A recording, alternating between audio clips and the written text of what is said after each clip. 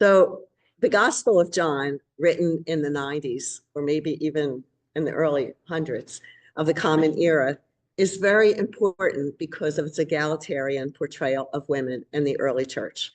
And as we all know, this still is Women's History Month. The Gospel also contains the story of Martha and her acknowledgement of Jesus as the Messiah. And if you read chapter 19 very carefully with impartial eyes, you will know that it is Mary and not John who is the beloved disciple standing at the foot of the cross with Jesus's mother. So in our gospel today, the story of Jesus and the woman at the well, that gospel is also memorable for many reasons, all of them good, because we need good reasons and good stories. First of all, today's reading is one of the few scenes in the gospel where Jesus engages in a long and intense theological discussion with anyone. Aside from brief conversations with the centurion and the Syrophoenician woman, most of Jesus's interactions are short and sweet, to the point, mostly one-liners. Secondly, our Samaritan woman engages in dialogue with Jesus on her own terms. She didn't have to talk to him. She could have just given them the water, or she could have chosen not to and just walked away. But she didn't. And not only does she respond, but she is sassy. She asked her, perhaps she even demands, "How can you ask me for water?" Then she goes on to insinuate that Jesus seems to have an awfully inflated idea of himself. "Surely you don't pretend to be greater than our ancestors, Leah, Jacob, and Rachel," she demands pointedly. But Jesus, our Emmanuel, does not and never did recognize those rigidly defined man-made rules that serve only to divide and conquer and oppress. And so he goes on to make what his male companions would consider a huge religious and social faux pas.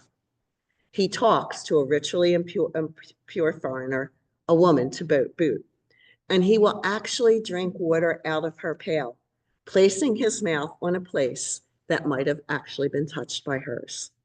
As a result, he will be ritually unclean. And you know what? He doesn't give a hoot. Because for Jesus, relationships were always more important than rules. And he does not shut down the conversation when the woman confronts him about his mission. Instead, he perceives her as a fellow human being, smart and worthy enough to hear about the living water he has come to give to everyone, pressed down and overflowing into everyone's lap, regardless of human-defined categories. Clearly, Jesus felt that the woman deserved an explanation. There is an effort made by either the author or the redactor of this gospel to pornographically reduce the woman to the sum of her alleged sins committed with various men with whom she has lived. Did you notice how it like just pops in there and it just doesn't make sense in chronological order? Her sexual exploits have provided quite a bit of fodder for many homilies that I've heard in the past, which used Jesus's comments to reinforce the institutional ban against divorce and sexual improprieties, even if these improprieties may have been made up to discredit her. Not one extra husband, 5. Like, isn't that a little bit over the top? But this story is not about sexual impurities. And this story is not about divorce. It's about discipleship. However, there are sexual overtones, just not the kind the institutional church projects.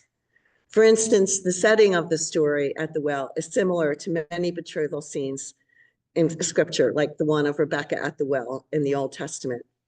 Ancient people reading this story would recognize the betrothal motif immediately, the same way that we modern people would recognize a couple riding off into the sunset together. But what we are seeing in this interaction is not a betrothal scene where the woman is expected to become Mrs. Jesus and take a back seat to her husband's life and mission. No, we are seeing the commissioning of an apostle who goes on to bring an entire group of people to believe in Jesus, which is the huge third point.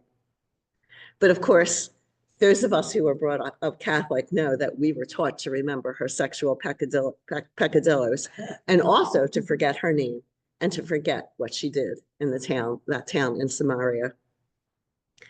We can see that her background was completely immaterial to Jesus, who did not care if she was not a spotless bride, if indeed was the case. He did not care that she was a woman. He did not care that she was a Samaritan. He did not feel the need to purify her, chastise her, or tell her to put her current husband aside. Instead, he said to her, I am the Messiah, the appointed one of God. And he doesn't say this to any other person in Scripture. And that is the fourth point. Of course, his buddies on the rocky road didn't quite get the picture. They never do. They remind me of a chorus in a Greek tragedy. Just like the inclusion of the woman's checkered past in this story, perhaps the discomfiture of the disciples with the private meeting between the women and Jesus expresses the disease developing in John's community with female discipleship. Because according to all these stories in John, there indeed was female leadership. Jesus's relationship with the Samaritan woman validates the leadership of women in the new community, and it allows women to be something other than wives and mothers. So when our nameless Samaritan apostle goes into town to preach the news and convert her peers, she leaves her water jug alone at the well. No longer will she have use for the things in her old life. She put her hand to the plow, and she didn't look back at the things that once defined her, if indeed they ever did. Our apostle morphed from being a persona non grata, if indeed that was the case, who had to go to the well alone, lugging her sins along with her, to becoming a prophet fully accepted in her own town. The good news, my friends, although this gospel is filled with good news, the good news is that this type of transformation is not a one-shot deal that occurs with some very few favored people. Such amazing grace is available to all of us, in spite of where we are in our lives. Paul tells us in his letter to the Romans that all of us have been made right in God's sight. Others may choose to judge us. They might choose to bring up our 5 husbands or, our excommunication or anything else that they might have done. But we all know, without a shadow of a doubt, we know that we are in the process of becoming all that God intended us to be. God has a plan for us, and God regularly presents us with burning bushes along the way if we have eyes to see and ears to hear. Of course, many things will continue to disappoint us. The Samaritan woman must have been terribly disappointed with the men in her life, and maybe the men were disappointed with her. God knows that disappointment sometimes falls heavily upon us, like cold, gray winter days. Shame may make us take trips to the well for sustenance when no one will see us. Yet so often God chooses the shamed and the suffering to carry the good news, while the divine sends the rich and powerful away empty. And so, my friends, God melts hearts rendered stony from pain and suffering, allowing the waters of mercy and love to pour forth to the point that we indeed must look around despite whatever is happening, and God knows there's a lot happening. And despite that, we say, is God among us? And the answer, of course, is always yes. And when that living water flows over us, as it does every day, we have no choice but to become disciples. We cast off the things that bear us down, and we leap onward to new life, opening ourselves and everyone else to joy and to hope.